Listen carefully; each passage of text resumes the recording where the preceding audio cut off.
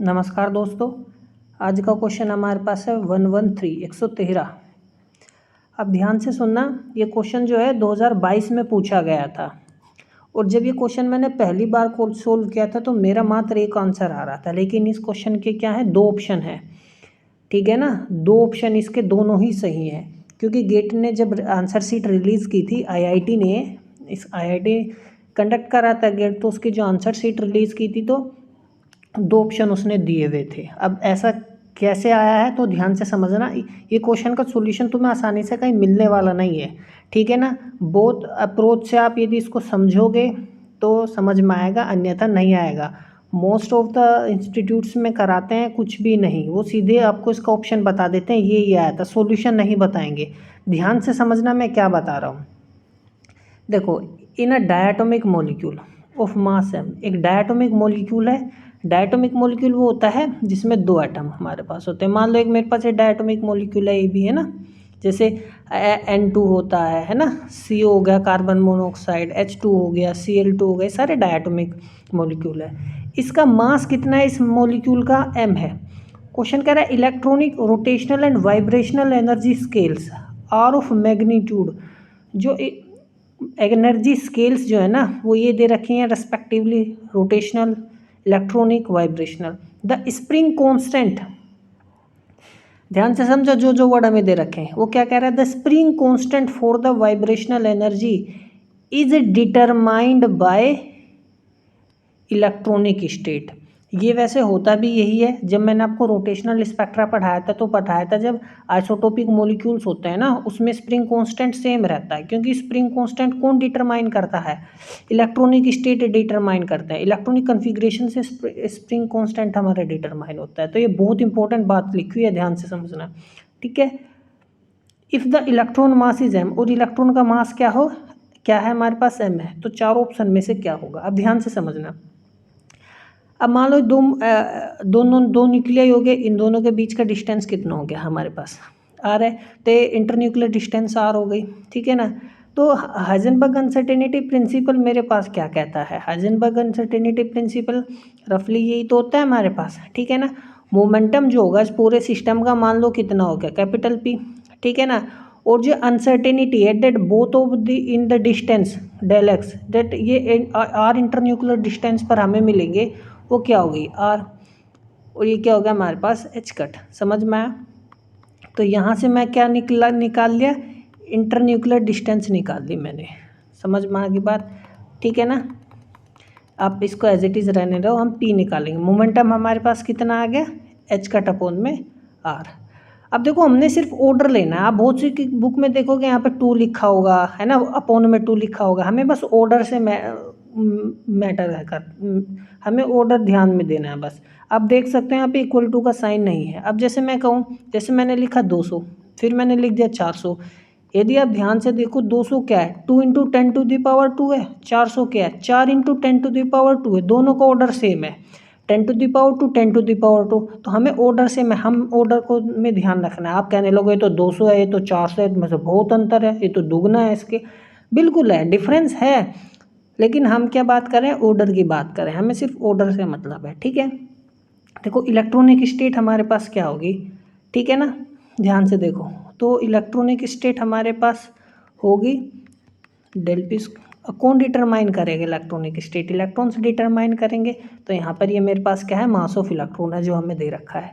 अब मैं इसको रफली क्या लिख सकता हूँ? अप्रोक्सीमेटली डेल पी को तो पी लिखा था, तो ये एच कट अपॉन में आ रहा है, तो इसको मैं क्या लिख सकता हूँ? एच कट अपॉन में 2mr²। एच कट अपॉन में आर था ना, तो पी का वैल्यू मैंने सिंपली यहाँ पर रख दिया, ठीक है। कोई डाउट है? अब ध्यान से देखना। अब यदि मैं ऊपर नीचे कैपिटल एम क्या? मास ऑफ द मॉलिक्यूल है, इसकी मल्टीप्लाई कर देता हूँ। मैंने ऐसा क्यों किया? अभी देखो ध्यान से,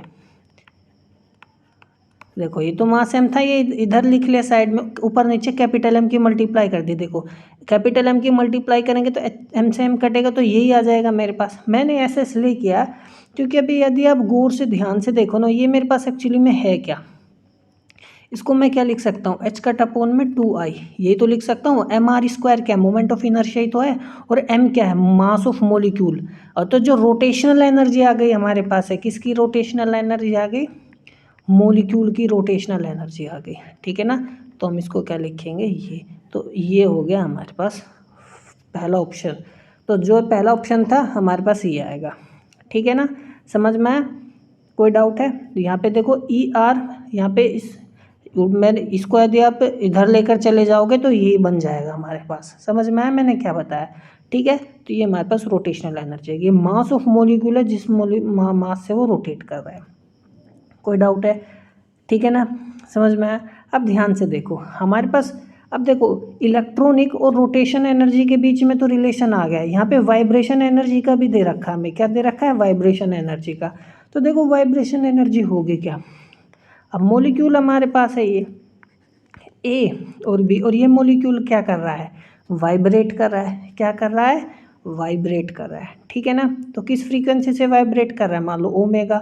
तो ओमेगा क्या होता है हमारे पास, के अपॉन में एम। कैपिटल एम क्या है, मास ऑफ दिस मॉलिक्यूल, मास है इस मॉलिक्यूल का। के क्या है, स्प्रिंग कांस्टेंट। अब स्प्रिंग कांस्टेंट कौन डिटरमाइन करता है, इलेक्ट्रॉनिक स्टेट, जैसा उसने कहा है। The spring constant of vibrational energy is determined by electronic energy scale। अब इलेक्ट्रॉनिक एनर्जी स्केल क्यों कैसे से डिटरमाइन करता है, अब यहाँ ध्यान से देखना, ठीक है। अब देखो ओमेगा मेरे पास ही आ गया।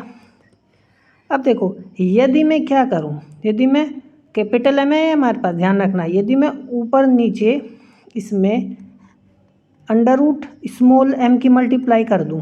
अब स्मॉल एम क्या है, स्मॉल एम हमारे पास मास ऑफ इलेक्ट्रॉन है ना। स्मॉल एम क्या है, मास, देखो अंडर रूट एम से अंडर रूट एम कट जाएगा, आना तो ये तो स्मॉल एम क्या है, मास ऑफ इलेक्ट्रॉन है।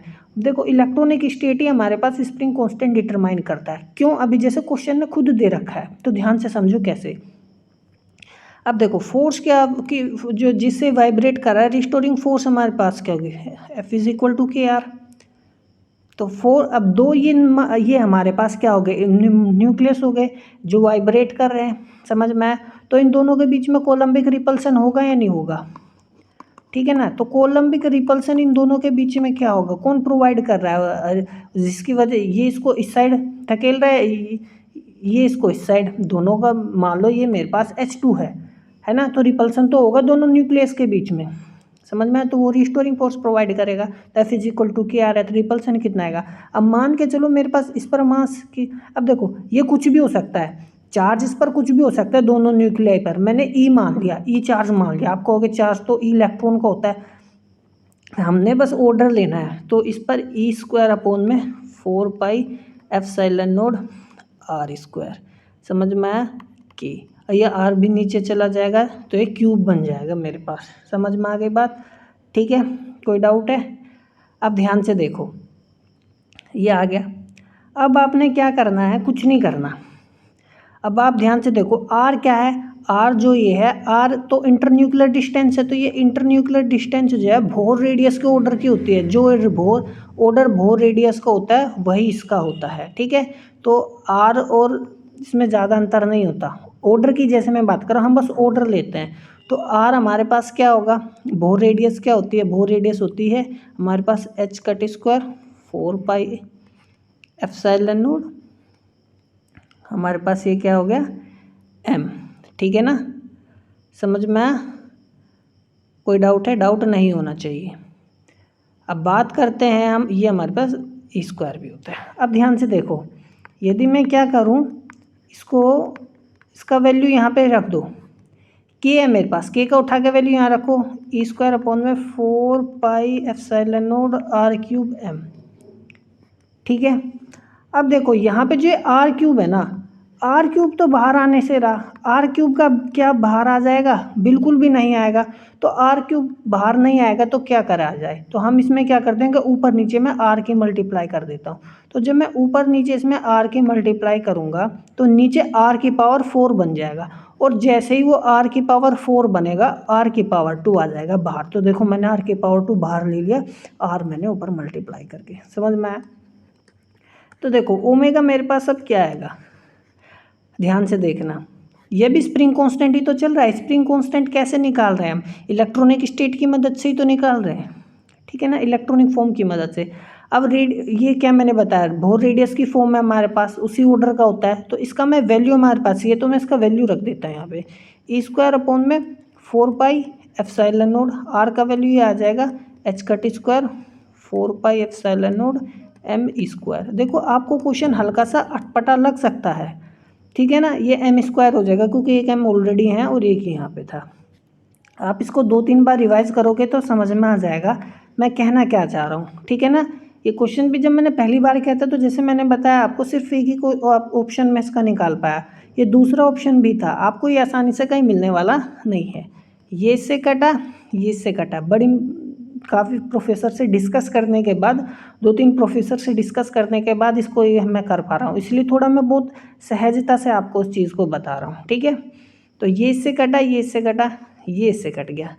देखो एच कट स्क्वायर को मैं खाली सिंपली बाहर आएगा एच, मास ऑफ इलेक्ट्रॉन एक ही आएगा और यहाँ पे था आर स्क्वायर।